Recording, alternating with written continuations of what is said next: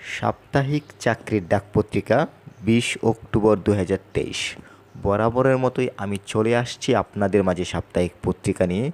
সবসময় যদি সাপ্তাহিক পত্রিকা পেতে চান অবশ্যই আমাদের ইউটিউব চ্যানেলটি সাবস্ক্রাইব করে রাখুন, সেই সাথে নোটিফিকেশনটি অল দিয়ে দিন। তো পেজটিতে দেখতে পাচ্ছেন এখানে রয়েছে শুক্রবার সাপ্তাহিক 20 অক্টোবর 2023, যেখানে প্রথমেই রয়েছে কারিগরি শিক্ষা অধিদপ্তর থেকে একটি বড় আকারে নিয়োগ দেওয়া হয়েছে। পদ সংখ্যা 261 জন। এখানে এসএসসি, এইচএসসি এবং গ্র্যাজুয়েশন, ফুড গ্র্যাজুয়েশন যারা আছেন তারা কিন্তু অ্যাপ্লাই করতে পারবেন। এখানে দেখতেই পাচ্ছেন কারিগরি শিক্ষা অধিদপ্তর, পদ সংখ্যা 261 জন।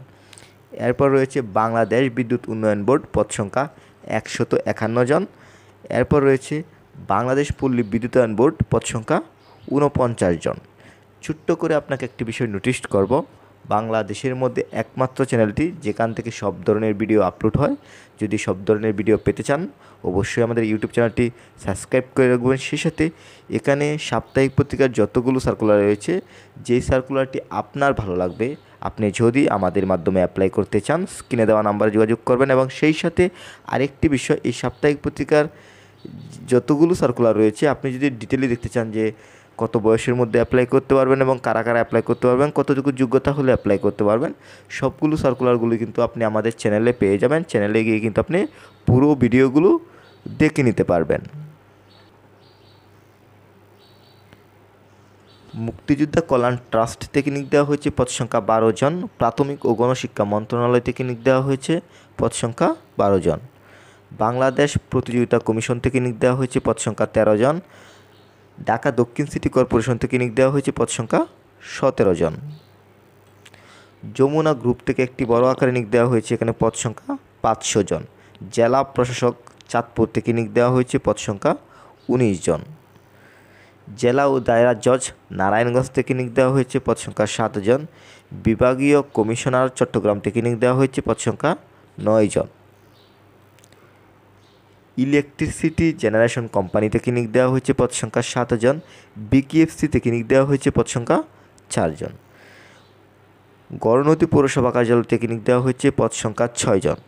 এছাড়াও এখানে ইস্টার্ন ব্যাংক থেকেও একাধিক নিয়োগ দেওয়া হয়েছে। এখন আমি সর্বশেষ পেজটিতে চলে যাব।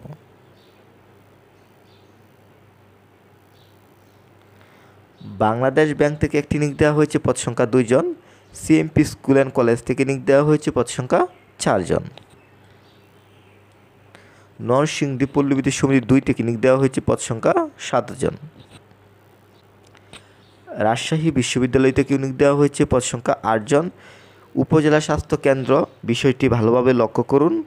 তো এই ধরনের সার্কুলার নিয়ে দীর্ঘদিন যাবৎ প্রতারণা করছে, এই ধরনের সার্কুলারে একদমই অ্যাপ্লাই করবেন না, কারণ এখানে যদি আপনি অ্যাপ্লাই করেন পরবর্তী সময়ে আপনার কাছ থেকে অ্যাপ্লাইয়ের টাকা চাওয়া হবে, যা কিনা এটা প্রতারক একটি চক্র দীর্ঘদিন যাবৎ কাজ করছে। যেমন উপজেলা স্বাস্থ্যকেন্দ্র, ইউনিয়ন স্বাস্থ্যকেন্দ্র এবং অনির্বাণ স্কুল, এই ধরনের যে সার্কুলারগুলো আপনারা নিউজ পোর্টালে দেখতে পান বা সোশ্যাল মিডিয়ায় দেখতে পান, এগুলোতে ভুল করেও কিন্তু অ্যাপ্লাই করবেন না। এবং যশোর বিজ্ঞান ও প্রযুক্তি বিশ্ববিদ্যালয় থেকে নিয়োগ দেওয়া হয়েছে, পদ সংখ্যা 15 জন। নির্বাহী অফিসার হোসেনপুর থেকে নিয়োগ দেওয়া হয়েছে, পদ সংখ্যা 4 জন। ঢাকা পাওয়ার ডিস্ট্রিবিউশন থেকে নিয়োগ দেওয়া হয়েছে, পদ সংখ্যা 2 জন। এবং সেই সাথে তারাবো পৌরসভা থেকে নিয়োগ দেওয়া হয়েছে, পদ সংখ্যা 3 জন। এবং ব্যবসা পাবলিক স্কুল অ্যান্ড কলেজ থেকে নিয়োগ দেওয়া হয়েছে, পদ সংখ্যা 4 জন। আকিজ বিড়ি ফ্যাক্টরি থেকে নিয়োগ দেওয়া হয়েছে। নোয়াখালী বিজ্ঞান ও প্রযুক্তি বিশ্ববিদ্যালয় থেকে নিয়োগ দেওয়া হয়েছে, পদ সংখ্যা 4 জন। এবং নির্বাহী অফিসার নেত্রকোনা থেকে নিয়োগ দেওয়া হয়েছে, পদ সংখ্যা 4 জন। এবং সর্বশেষ বসুন্ধরা থেকে নিয়োগ দেওয়া হয়েছে। এখন আমি আপনাদের মাঝে তুলে ধরব এই সপ্তাহের টপ 3টি সার্কুলার, যেগুলোতে চাইলে আপনি অ্যাপ্লাই করতেই পারেন। 1. কারিগরি শিক্ষা অধিদপ্তর, পদ সংখ্যা 261 জন। 2. বাংলাদেশ বিদ্যুৎ উন্নয়ন বোর্ড, পদ সংখ্যা 151 জন। সর্বশেষ 3.